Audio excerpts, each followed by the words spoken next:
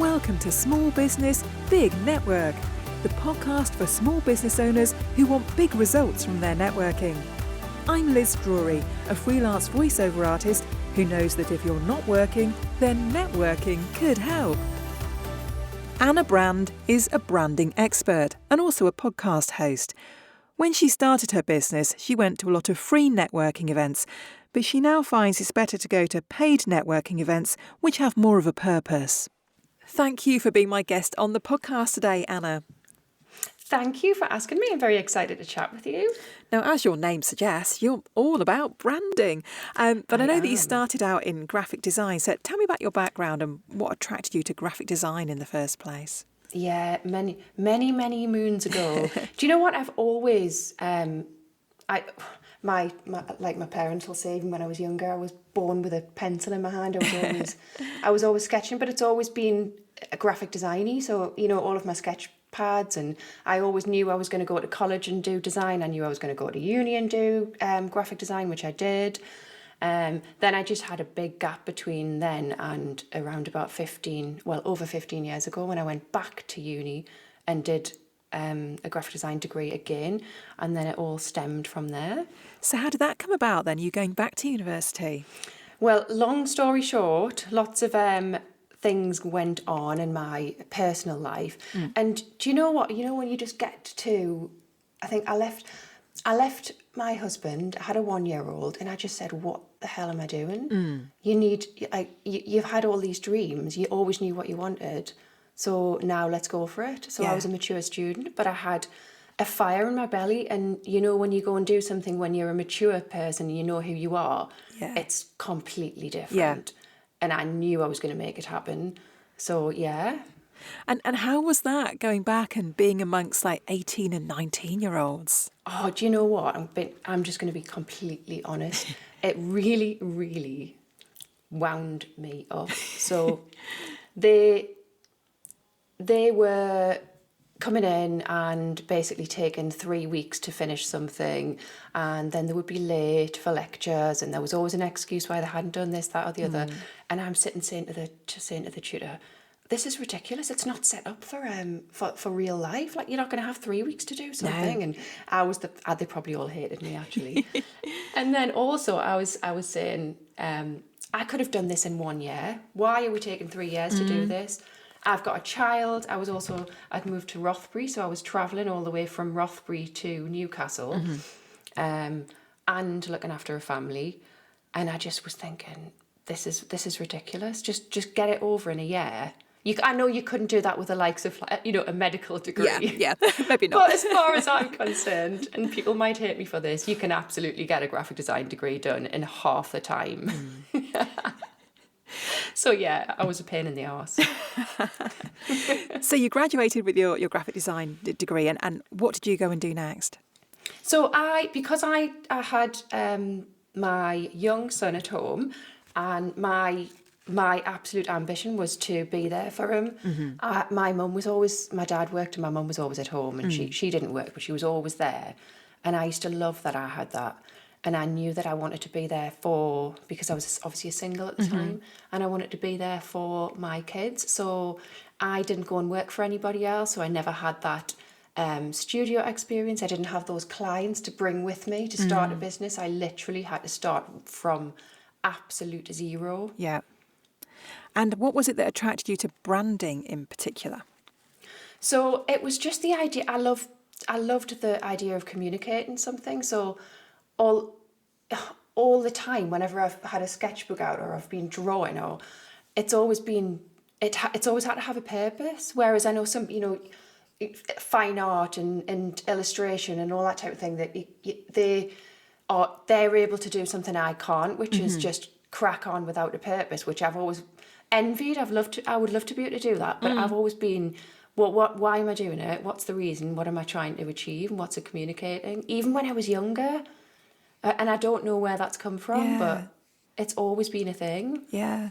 So starting from scratch, how was that? How did you find your first clients? So literally, I just worked for free in the beginning, and then I realised that was ridiculous. But I think I feel like most people I speak to have done something for free in the Yeah. beginning, Yeah. just to sort of get somewhere. And because you're not very good at the beginning, if I look at some of my things, you know, in the start of my business, they are awful. And I just, you know, you've got to get to a point where you own the fact that you were shit at some point, and just accept it. It's all a learning curve, isn't it? It is. But if you didn't look back and cringe at something that you did even just a few years ago, maybe not cringe, but at least think, wow, look where I've come, even from just a couple of years ago. It's a good thing. Yeah. Yeah. So what is brand to you, Anna? So brand to me is, and obviously, you know, a lot of people think it's to do with your visuals, or it's to do with how you talk in, you know, in your website, or even just how you show up, which it kind of is. But when you flip that and think it's not about you, it's actually about how the customer perceives you. Yeah. And each person is going to perceive something in a different way, depending on their background and their culture, their experiences. And so it's about a person's perception of you, and hence why there's no point trying to curate a perception to everybody, and you have to, because you know that everyone's going to perceive you differently. So it's really choosing who you are right for, who's right for you, and then making sure that perception is the right perception for that particular audience. Yeah. And what is it that you love about branding? Do you know, well, as a founder, the thing that I love about it particularly is how it can just absolutely change your life. I mean, the person that you can become as a founder of a brand is just phenomenal. And it doesn't have to be a personal brand. You can still be sort of leading your brand behind the scenes. But the fact that you've become a leader and you have that absolute clarity and confidence to take the brand to where you want it to be and to own it is completely life-changing. I don't know how you would ever, in any other sort of job role, how you would ever experience something so incredible and life-changing. So who are your clients? Who is it that you'd like to work with? So my clients are obviously founders, and particularly they are very result-driven. You know, they have ambition to sort of step up and lead rather than just run a business. They want to feel confident about how they show up. They're sick of staring at a blank page because they don't know quite how to explain sort of what they actually do and why it matters. So they just want to start leading with clarity and confidence. And are they from any particular sector, or do you work with all sorts of businesses? I do work with all sorts of businesses. I do particularly like working with coaches and consultants, but I do work with all sorts of businesses because it's mainly about the founder and how they can start taking control and really take their brand to the next level. Yeah. So how do you work with them when they come to you? What's the sort of process that you go through? So I do workshops and presentations, which obviously that comes in a few different forms. So for example, I work I'm the branding mentor at Northumbria Uni. So we do lots of enterprise weekends. We've got one coming up in a couple of weeks. And we mentor students and graduates who are sort of up to about 5 years into running a business, or they want to start running a business. And I also work for businesses who want me to come in and just actually run a workshop. I've just run a workshop for a full day workshop for Market Collective for business owners. And then I also do one-to-ones. And also you can come to me to work on just your visual brand. So it's the the three things. It's the one-to-ones, the workshops, and then just the visual identity side of things. And what kind of feedback do you get from your clients after they've worked with you? Feedback, wow. Do you know, mainly it comes from the clarity. Unstuck is one that's come up quite a lot recently. So just the workshop that I've just done recently, it came up again twice, in fact, from two different people saying that they feel unstuck. So, you know, instead of staring at a page, you know, feel like they have the confidence now to come up with endless ideas and to actually show up, talk about what they do, start marketing and selling without feeling cringy, but in fact, you know, just having confidence and owning that. And then the visibility, where people think visibility is just showing up more and on all of the platforms and shouting louder or having the brightest coloured branding.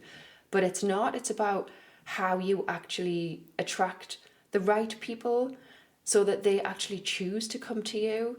It's so they have a reason to choose you over the millions of others that are pretty much doing exactly what you're doing. So making someone feel like you're the perfect match for them. Yeah.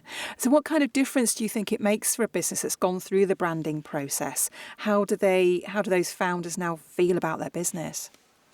They're excited. They feel more excited. They feel more in control.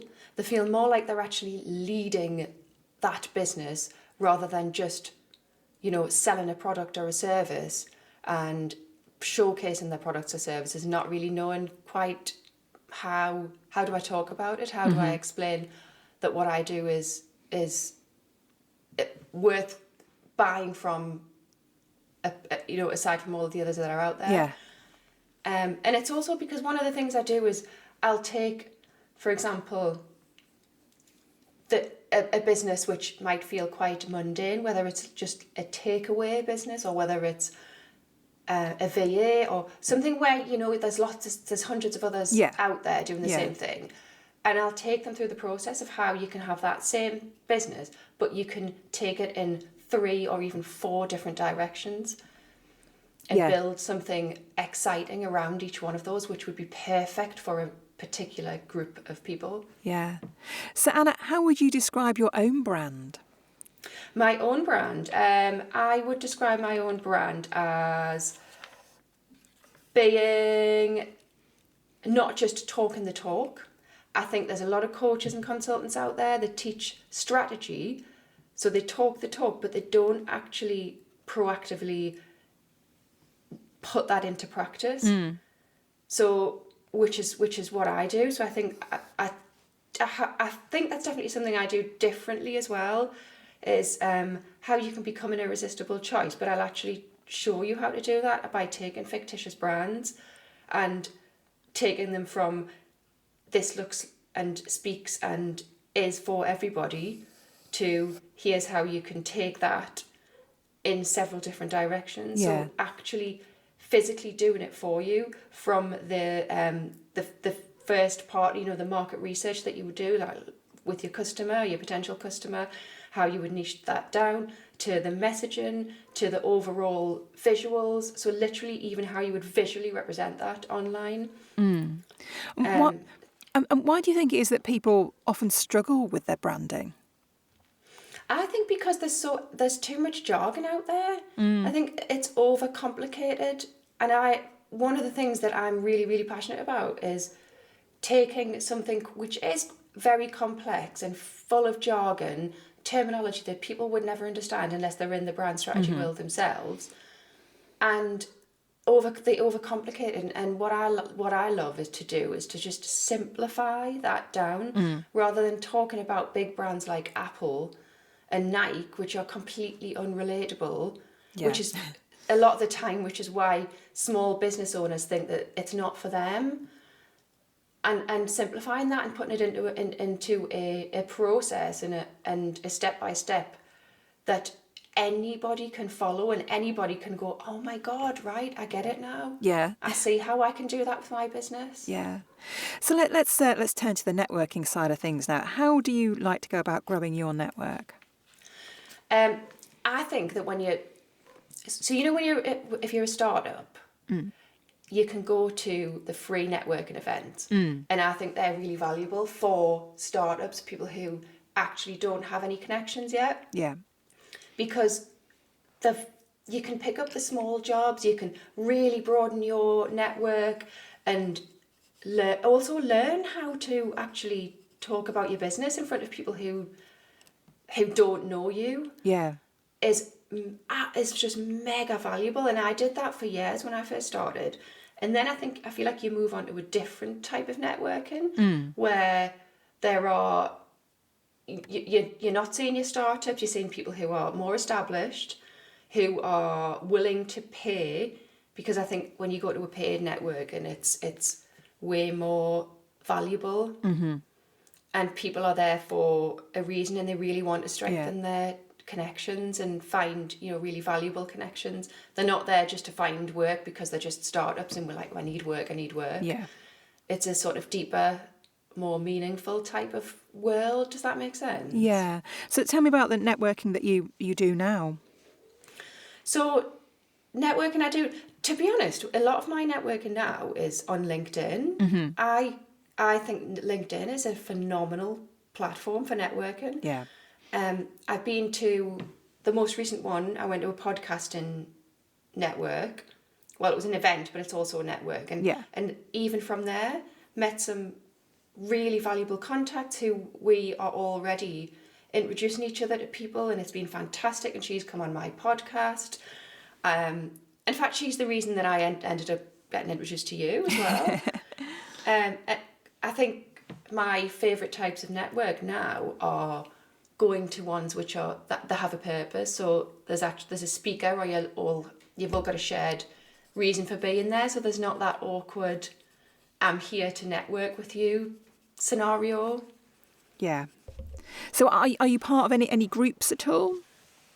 I am in Atomic Group, which I think is a really good group actually. But other than that, I'm not really in any groups.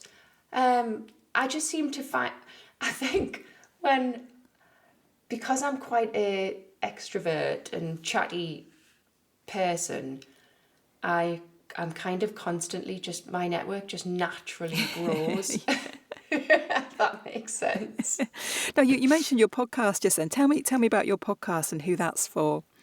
Yeah, so podcast is because we're always having those conversations about the highs and lows of running a business, and the stuff that people don't like to talk about, which is actually really valuable to people, like how we messed up, the struggles, but the things that have helped, the valuable side of putting yourself out there. This, even though it's scary and it's messy and it's awful, but actually how incredible it is. So yeah, it's those conversations that you would have behind the scenes, which everyone should be able to hear because we're all and relate to. So what's the name of your podcast, and where can people find it? It's called B, which is B dot with Anna Brand. And who are your guests? Who do you have on the show? I've had loads of people. So Sarah Mills, who introduced me to you, recently had Ashley King, Alfie Joey. Do you know who one of my first guests was? You're not from the Northeast, so you might not know. But the absolute broadcasting legend, Alan Robson. Oh, yes, I do. I went to university in Durham, and everyone used to listen to Night Owls with Alan Robson.